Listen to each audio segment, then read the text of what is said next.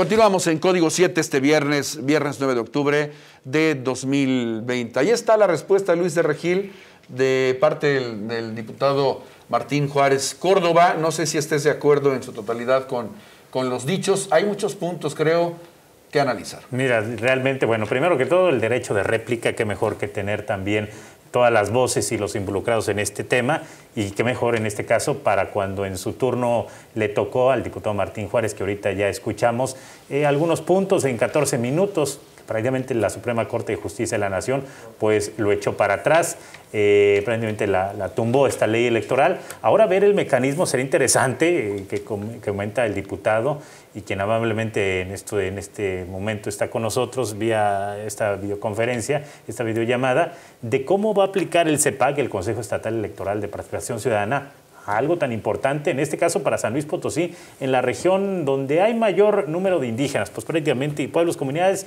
la parte huasteca de San Luis Potosí.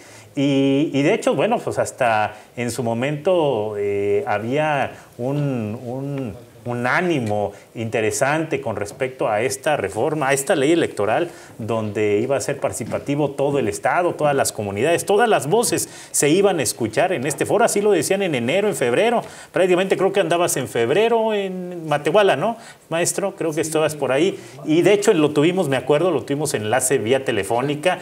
Y yo creo que aquí, bueno, empezaron también con una escasa participación de gente, había muy poca gente, se convocaba prácticamente en las comunidades, llevaban gente para que participaran y escuchar obviamente los puntos y los requerimientos y las exigencias para participar en este tema. Pero aquí lo interesante, y yo creo que en su momento se va a ver cómo va a operar el CEPAC con esto que comenta el diputado. De acuerdo a la relevancia de esta decisión, también coincido que hubo muy poca participación en los foros, en las mesas de trabajo para poder determinar, José Luis Juárez, esta nueva ley electoral en San Luis Potosí, la reforma a la ley electoral, y poder así, a través de ella, pues bueno, dar garantías, ofrecer garantías en las elecciones de 2021. El propio CEPAC, como bien lo dice Luis,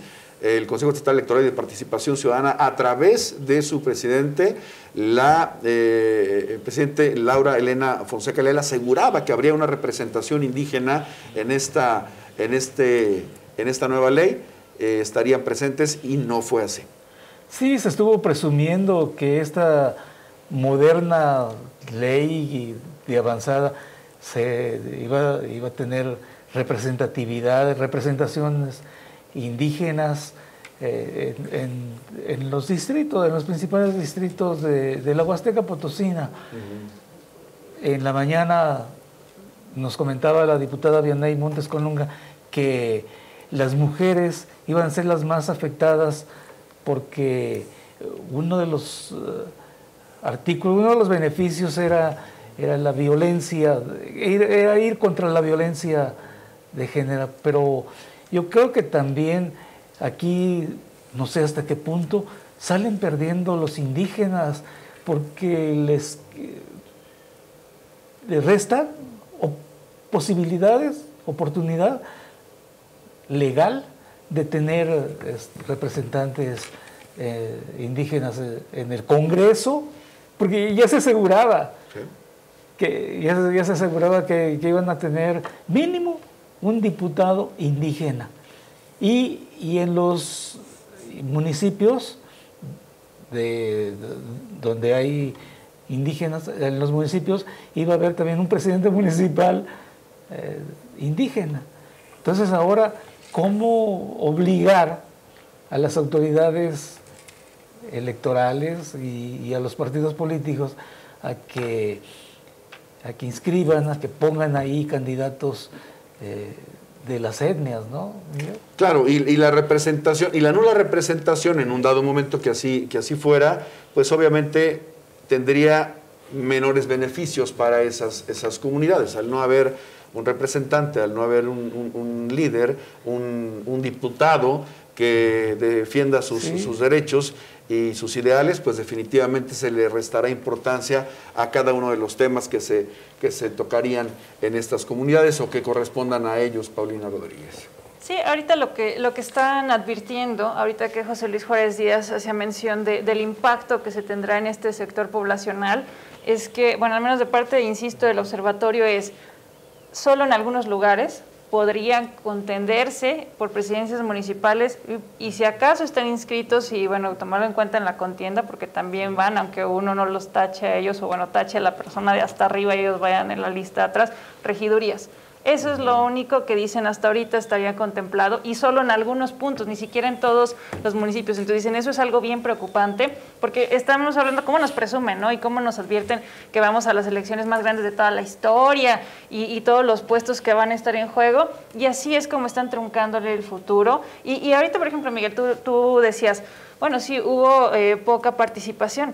Bueno, si yo no hablo japonés, si a mí llega un japonés y me dice, ven aquí a mi reunión y vamos a discutir muchas cosas y no se adapta a mí porque al final es algo que me beneficie o me perjudique, pues claro que yo no voy a parar. O si llegan de último momento y nada más para engordarles el caldo, tampoco me voy a parar. Si ni siquiera saben dónde vivo, no tienen idea para cómo son de holgazanes en el Congreso del Estado, entonces, ¿qué es lo que nos vamos a esperar?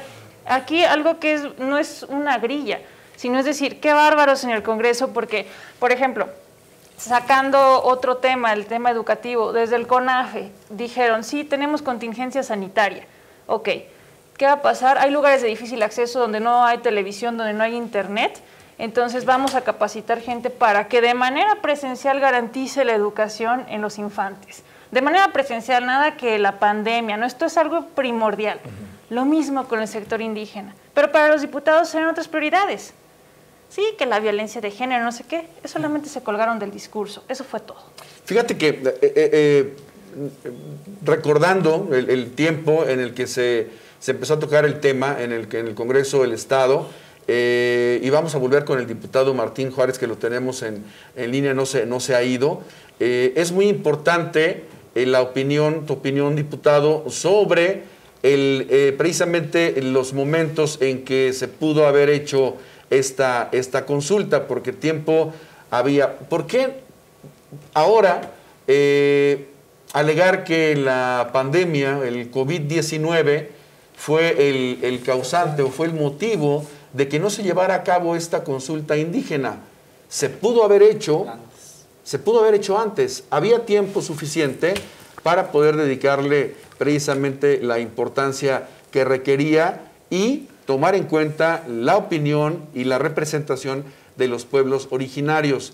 ¿Por qué no se lleva a cabo en su momento, diputado? ¿No será también que esta pandemia, pues bueno, está sirviendo de alguna o de otra manera como pretexto para solventar un hecho que no fue efectivo en su momento? Esta ley es para el proceso electoral 2020-2021. Por eso arranca toda su construcción en el 2019, marzo del 2019. Ahí hubo que hacer todas las preparaciones, recibir iniciativas, en este caso ciudadanas, de los diputados, de las instituciones, como el Consejo Estatal Electoral, como el Tribunal Electoral, las experiencias que se tuvieron, naturalmente, de los pueblos y comunidades indígenas, y con todos los materiales y las experiencias de estas instituciones, así como de los partidos políticos, integrar un documento. Y este documento precisamente es el que se iba a llevar a discusión a los foros de consulta. Y naturalmente que este material, ya traducido a las diferentes lenguas donde habría que ir a hacer la consulta, se tenía que primero dar a conocer a la autoridad. Esta ya es en la ley de consulta. Y esta autoridad, bueno, pues entonces sí darla a conocer a los miembros de su comunidad y luego ya concentrarlos en los pueblos, en los 418 pueblos que están instituidos para ser consultados. Entonces, si te das cuenta, es una gran movilidad. Entonces, íbamos con los tiempos. No hubo ninguna situación que pudiésemos prever ante el marco de pandemia. Insisto, esto arranca en marzo y los primeros momentos de la pandemia a nivel mundial empiezan a presentarse ya con algunas situaciones en diciembre. Y obviamente, bueno, pues ya nos impactan concretamente en México en marzo, y es cuando se toman determinaciones para salvaguardar la integridad de todos los mexicanos, donde no están exentos los potosinos ni los pueblos y comunidades indígenas. Entonces, esto fue lo que trabajamos. Por eso decimos que la Suprema Corte no se fue más allá, se quedó en lo burocrático. ¿Tuvo consulta? No tuvo consulta, pero ni siquiera revisó, primero, que estos dos artículos existían, ni revisó que había un cuarto transitorio. En el cuarto transitorio de esta ley dice: el Consejo Estatal Electoral y de Participación Ciudadana deberá elaborar lineamientos con acciones afirmativas en favor de los grupos y comunidades indígenas en la entidad, así como de las personas con discapacidad, porque también teníamos implementadas las acciones de discapacidad. Entonces, bueno, la contingencia sanitaria provocó que trastocáramos estos momentos de consulta, pero sí se estuvieron haciendo las revisiones, sí se estaba previendo para no ir en contra de los derechos progresivos, no hubo ninguna intención. Al contrario, nos apegamos al acuerdo del Consejo de Salubridad General. Por eso se nos hacía paradójico que mientras la Suprema Corte también estaba sesionando en base a este consejo, desde la casa o el despacho, no pudieron considerar lo que se tuvo que realizar en San Luis Potosí para no poner en riesgo a los potosinos.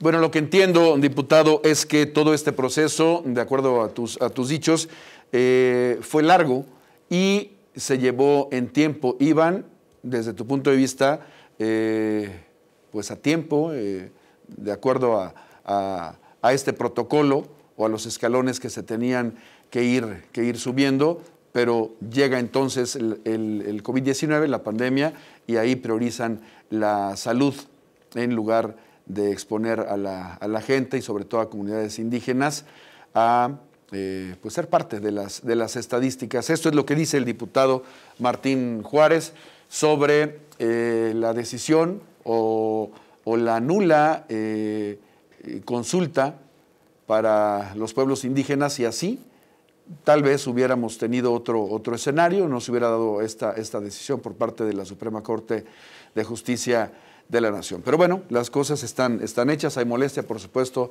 por parte de diferentes grupos. Ahora se habla de dinero, están tratando de defender esta postura, que no se gastó lo que se está comentando, lo que mediáticamente se ha conocido. Diputado Martín Juárez Córdoba, te agradezco en nombre de todos mis compañeros tu presencia en Código 7 y por supuesto habernos tomado esta videollamada. Seguramente seguiremos platicando de este tema.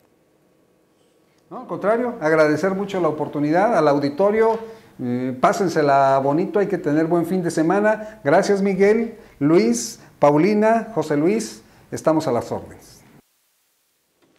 Gracias, muchas gracias a ti, Martín Juárez. Vamos a una pausa, regresamos con más en Código 7. No se vayan.